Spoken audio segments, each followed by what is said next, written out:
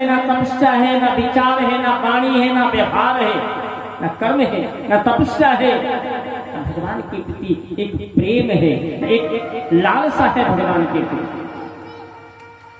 त्रेता के प्राणी को त्रेता में जन्म मिलता है। जिस युग के प्राणी होते, जिस युग की आत्माएं होती है, भगवान ने सबको अपने उदर में रख लेते हैं और जैसा युग वैसे लोगों को कहते हैं अब तुम जाओ, तुम्हारा इस युग में तुम इस युग के लायक हो।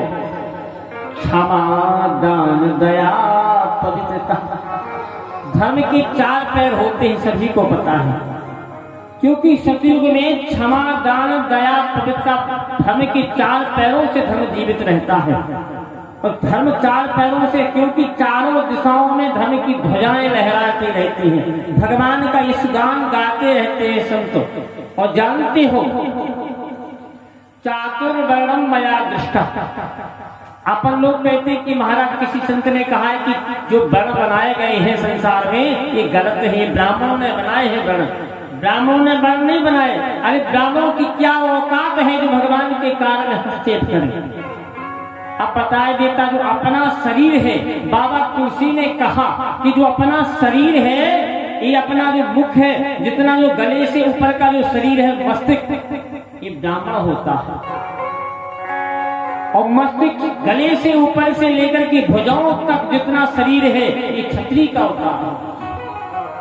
और जो पेट होता है गुप्ता जी है। गुप्ता जी माने भैंस, जो पालनहार होते हैं, यहाँ पर सारा भोजन प्रसाद रहता है। और पैरों से जाकर के चोटी से नीचे जो शरीर होता है वो हरिजनों का होता है। अब बताइए कि चारों वर्णों में से मान लो हरिजन का जो शरीर है, जो कमर से नीचे के पैर हैं, इनको तोड़ दो, क्या ब्राह्मण जी पाएगा? क्या क्षत्रिय जी पाएगा? क्या वैश्य जी पाएगा? तीनों नष्ट हो जाएंगे। मान लो ठीक है आपने हरिजन को बचा लिया, इस शरीर जो नीचे हरिजन का है, हरिजन को जीवित रख दिया, क्षत्रिय को नष्ट कर दो तो जी पाओगे? नहीं जी पाओगे, क्योंकि हाथों से सारे कार्य होते हैं। अगर हाथों को रख लो, छोड़ दो हाथों को, अगर गुप्ता जी को नष्ट कर दो, वैश्य जो है तो भी नहीं चल पाएगा, क्योंकि जब भोजन नहीं पा पाओगे तो शरीर नष्ट। अगर ब्राह्मण को नष्ट कर दिया मस्तिष्क को तो भी नष्ट। तो बताया जाता है चातुर्वर्णम मया दृष्टा। ब्राह्मण, क्षत्रिय, वैश्य, शूद्र, ये चारों जो वर्ण भगवान ने बनाए हैं, इस सृष्टि में इनके बिना सृष्टि चल ही नहीं पा रही थी भगवान की। ये भगवान भली भांति जानते थे कि आने वाले समय में कलिकाल में लोगों को खेद होगा। लोग सोचोगे कि ब्राह्मण ऊंचा है तो हम नीचे हैं। क्यों? इसका भी एक कारण होता है। एक घर में 4 बालक हो तो घर का पिता मुखिया किसको बनाता है? जो चारों बच्चों में सबसे बुद्धि का तेज हो, समानता रखने वाला हो, कमाने वाला हो, गुण वाला हो, जो संसार में अपने पिता के नाम को चौगुना बढ़ा दे, ऐसे व्यक्ति को, ऐसे बालकों को घर का मुखिया बना दिया। मुखिया मुख सो चाहिए, खान पान को एक, पालह पोष सकल अंग, बोले तुलसी से तो विवेक।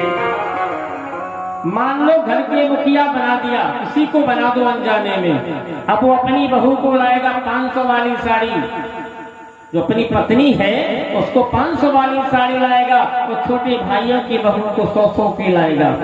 अपने बाल गोपालों को फल फूल पेड़ा रबड़ी लाए, अपने छोटे छोटे भतीजों को कुरकुरे लेकर के आ जाए, तो अच्छा लगेगा? वो बहुएं क्या सोचेंगी? वो छोटे भाई क्या सोचेंगे कि भाई साहब को मालिक बना दिया तो ये दशा। अगर मुखिया बनना उसको बनाया जाए जो अपने समान अपने भाइयों को देखे कि हमारे भाई नहीं है छोटे, ये हमारे पुत्र हैं, ये हमारी बेटियां हैं, ये हमारे घर के अंग हैं, ऐसा मुखिया रहेगा तो संसार में धर्म की ध्वजा। तो भगवान ने चारों वर्णों की परीक्षा ली कि जो जिसको पद मिलना चाहिए, सिर्फ ब्राह्मण को पहला पद क्यों दिया गया? क्योंकि ब्राह्मण के जो वर्ण में, ब्राह्मण के पास में सबसे बड़ी चीज होती तपस्या। निष्ठा, साधना, भगवान के प्रति प्रेम, क्षमा, ब्राह्मण में 12 लक्षण पाए जाते हैं। क्षमा, दान, दया, पवित्रता, उदारता, शीलता, निष्ठा, आस्तिकता, धर्म के प्रति एक लगनता, ये होते 12 लक्षण पाए जाते हैं। ब्राह्मण को ब्राह्मण होता है और ब्राह्मण होने के बाद में गायत्री का जाप करता है, यज्ञोपवीत धारण करता है, भगवान में निष्ठा रखता है, समाज को अपना मानता है, ऐसे व्यक्ति को भगवान ब्राह्मण का पद दिया। इसके बाद में क्षत्रिय जो बलवान होते थे शरीर में, उनको भी पूछा कि भाई तुम किस लायक हो, तुम्हारा कर्म क्या है? बोले महाराज हमारा कर्म तो रक्षा करने लायक है। तो कहा तुम क्षत्रिय हो जाओ। फिर कहा तुम किस लायक हो?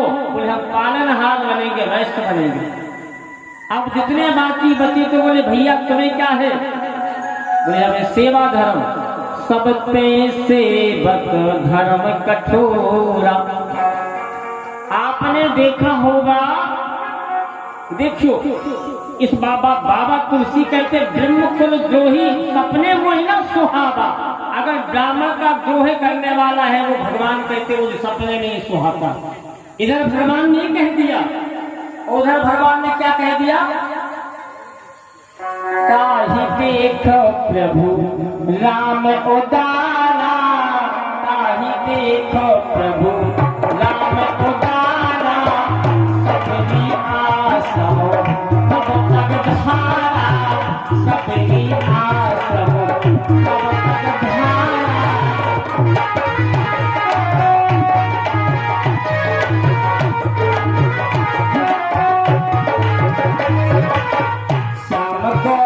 सुंदर दो भाई, श्याम गौर सुंदर दो भाई, सबरी परी चरण लपटाई, सबरी परी चरण लपटाई, ताहि देख प्रभु राम उदारा, सबरी आस हो तब तक धारा, सबरी आस हो तब तक धारा।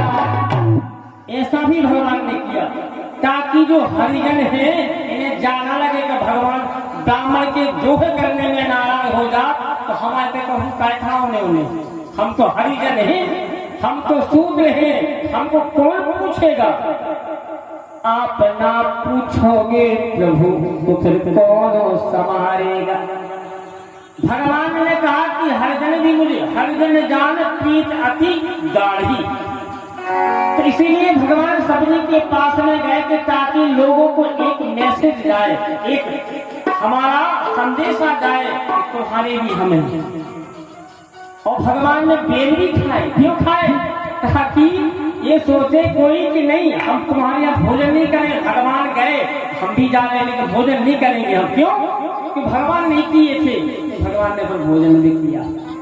अब लोग सोचेंगे कि भगवान ने किया है अन्य लोगों को भी सोचना पड़ेगा, लेकिन मर्यादा ऐसा नहीं, सबके यहाँ सब कोई भोजन कर सकता है, उसकी भी तो मर्यादा होती है। अब तुम कहो कि हमारे दाऊद साहब गाय कमाते भोजन करे भी सकते फट्टी पे बैठ के तुम कर रहे सुबह बैठ जाए, ऐसा नहीं, उनको मर्यादा में बैठा लो, उनकी भोजन की अच्छी जगह व्यवस्था बनाओ, भोजन करेंगे।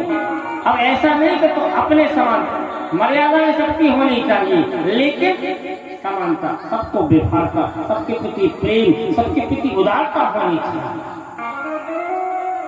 तो महाराज ऐसे भगवान बाबा तुलसी ने कहा कि ये वर्ण भगवान इसीलिए बनाए। नारद जी ने भगवान से पूछा कि प्रभु आपने वर्ण तो बना दी, लेकिन वर्ण व्यवस्था में ये बताइए कि ये इसके बिना आपको क्या मतलब इनका विनाश कैसे हो सकता है, इनका विकास कैसे हो सकता है? तो भगवान के कर्म के अनुसार बोले ऊंच गिरी से जो गिरे, बोले मरे एक ही बार, और जो चरित्र सिर से गिरे बिगड़े जन्म हजार। को न काहू सुख दुख कर दाता, निज कर्म भोग सब भ्राता। भगवान बोले कि नारद जी न मैं सुख देता हूँ न दुख किसी को देता हूँ। अगर व्यक्ति अच्छे कर्म कर रहा है तो उसको निश्चित सुख मिलना है, निश्चित संपन्न होना है, निश्चित अपनी यश कीर्ति को बढ़ाना है। और बताया जाता जिनके कर्म बिगड़ जाते हैं, कुकर्म के मार्ग पे चल लेता है, वो व्यक्ति हमेशा दुखी रहेगा। इसमें हमारा क्या दोष है? उसके कर्मों का दोष है। और जानते हो ऐसा नहीं है, 84 लाख जीवों में सबको भगवान न्याय करते हैं। व्यक्ति सोचे